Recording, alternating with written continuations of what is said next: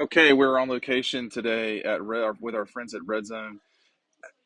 Georgia again ranked number one in the country heading into rivalry weekend with an overwhelming, uh, majority of the first place votes, 62 first place votes for the Dogs. The top 10 went like this. If you were wondering what happened with the Vols, Oregon's still at 10, uh, Tennessee at 9, Bama at 8, Clemson 7, LSU 6, SC jumped LSU, which sort of makes sense. And then Texas Christian, who, I mean, it's just nuts the way they're winning. Michigan, Ohio State, and Georgia. This is the AP top 25. Georgia at the top again. They will play a Georgia Tech team that just took out a top 25 North Carolina team on the road. I don't see Georgia Tech getting any votes that I can see here, but um, let's see here.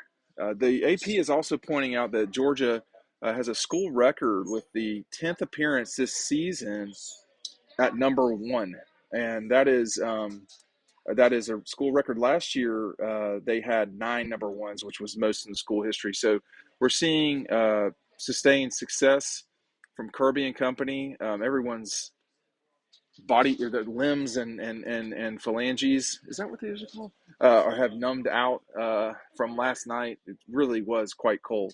But yeah, I mean, I think this looks right to me.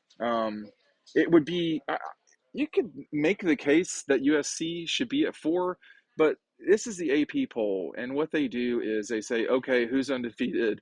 They all have to be ranked in front of one-loss teams. It's just sort of the way that we do it. It's what it is. I'm not an AP voter. I'm a Heisman voter. Um, LSU is in front of Clemson, who is a one-loss team. I mean, so LSU with wins over Alabama. I don't know who else off the top of my head are really threatening. They're in a very threatening position for everybody that's not named Georgia. I know that Kirby Smart will not allow his team to say, "Oh, we're in." That's not how it works. You're going to have to. The Georgia has a real opportunity in the SEC championship to uh, stamp its mark on this moment in time and in the history of the league. Georgia and Tennessee are tied right now with 13 SEC championships in school history, and Tennessee cannot win the SEC this year. So that's something to keep in mind as the Vols, I would say, lick their wounds. It seems like they're in the ER right now with the way that whole thing happened. That was a disaster for Tennessee. Their national hopes died in Columbia. That's not a good place to lose a football game as a highly ranked team. I've almost been hit by goalposts there before, so it's not a great spot. But we're getting ready for the event with Kelee Ringo. We've been talking with y'all about for such a long time. Very happy that we could make this happen. I'm very hopeful it will go well. We'll see. I think it'll be fine. Lots of thanks to our friends at Red Zone who are kind of busy right now. As you can see, it's a great place to shop for Christmas, holidays, Thanksgiving right around the corner. The Tech game will be in Athens in 6 days. So you'll see number one Georgia Tech play, excuse me, number one Georgia play Georgia Tech. That's why I always say Tech Georgia, because it gets very confusing after a while. But it will be very crowded, but it's an awesome space. It's locally owned business, and you should come in and just, if nothing else, see some of the memorabilia. Some of the stuff. I'm not going to turn the camera, but from Vince's time, there's a shot with of Wingate Downs, I think, of Vince Dooley kissing Barbara Dooley. Here's Vince. I think that's in Jacksonville. A great shot by Wingate Downs, who really was a very good photographer, frankly. F8 and be there, because that matters a lot. There's a Clemson. Is that Scott Warner? Had to be in 1980 against Clemson. So the Tigers are hanging around a little bit. I mean, I don't think we're going to see Clemson in the playoff, but I mean that loss that North Carolina took last night, that hurts. That hurts Clemson. But it also serves note to Georgia to pay attention to what's going on. I mean, That you're the number one team in the country. That's awesome and everything.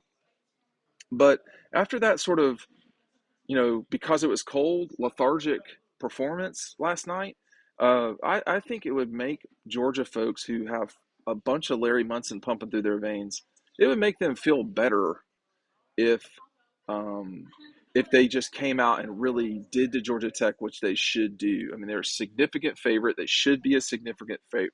They should be a significant favorite.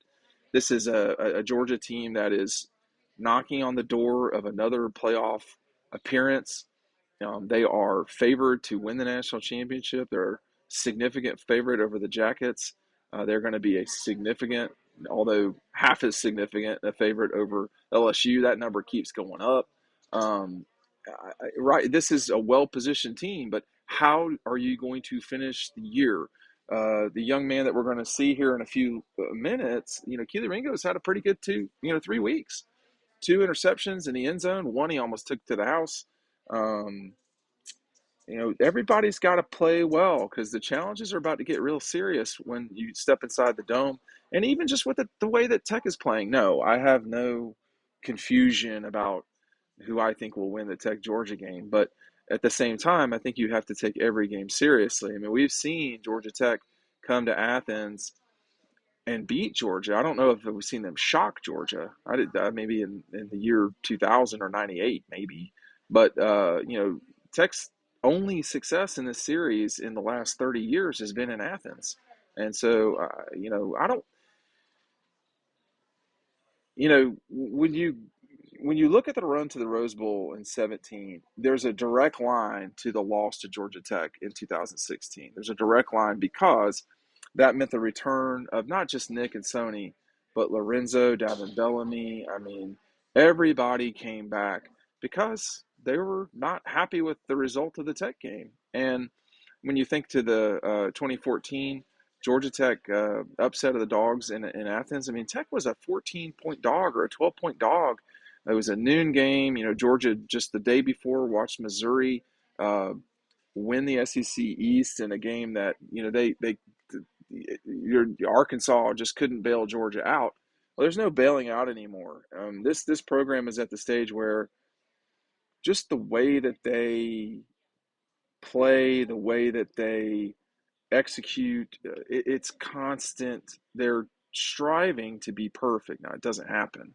I mean, we saw last night that this is not a perfect team. But the difference between Georgia and Tennessee, the difference between Georgia and TCU is that right now, Georgia can beat you in a couple different ways, if not a few different ways. Tennessee has to beat you with their offense, and that's it. I mean, a team that's given up 63 and a team that gave up 48 to Alabama, that's not going to work. You can't have two conference games where, you're giving up 100 plus points. It's not good enough.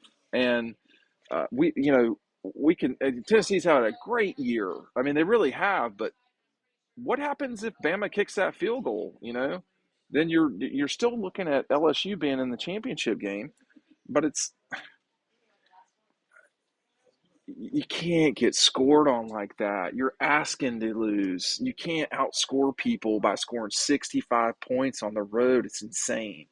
And we were watching the game thinking that Tennessee might still, we're driving back from Lexington. Oh, they're still going to win. They're still going to win. No, not when you're down 18 in the fourth. So lesson learned, right? So this Georgia team just has to continue to move forward. They're ranked number one in the country for a reason. They're an excellent team, but there's still things to work out. The passing game was not there yesterday, almost certainly because of the wind. That was a problem. The cold, just the conditions were bad. Georgia won't play a game like that the rest of their life. So um, people can stress out if they want, and that's perfectly adequate. I get it. But you wouldn't want to wake up today and be a Gator. You definitely would not want to wake up today and be a Vol. It's tough out there. And teams that looked like, they could be in the playoff, Alabama, they're done. Mississippi, they're done. And with a bullet. Tennessee, they're done. And Georgia might not be spectacular. And there are times when they're not. but they're consistent. And in today's college football, that matters a lot. Make sure you're checking out our friends at Red Zone. I'm going to do one more. Look at all this stuff. It's kind of in the background. This is a really neat area back here with mugs and um, posters, and tons of gear. I mean, if you want sweatshirts and so forth, red, black, white, silver, everything. So come check out our friends at Red Zone. We'll see you on the website.